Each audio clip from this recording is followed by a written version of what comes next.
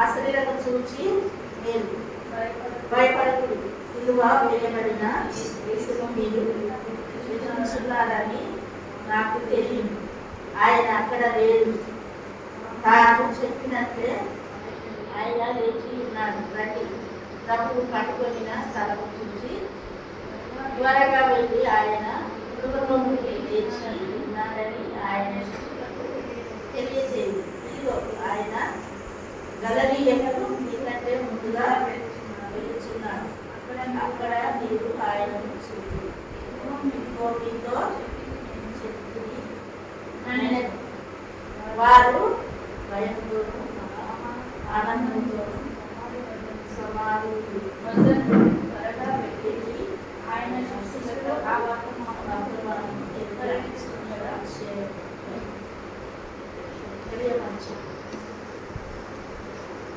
ఇక్కడ మనం ఎవరిని ఇక్కడ చూస్తున్నాము? ముందుగా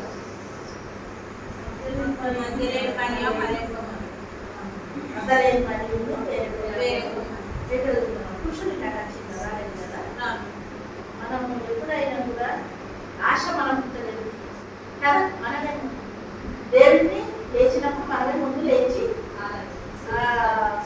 చూడడానికి కానీ పక్కలేని మరియు వేరేపోమని దేవుడు లేచి ఉన్నాడని చూద్దామని పరిగెత్తింది కదా సమాధి యొక్కకు. ఆశ మనలో కూడా ఉండాలి. ఏదైనా ప్రోగ్రాం పెట్టినప్పుడు మనం ఆశ త్వరగా రావాలి, త్వరగా రావాలి. అది ఏం చెప్తుందో ఏదో అని మనం త్వరగా రావాలి. పురుషులకు పాప వాళ్ళకి ఏదో పని ఉంటుంది,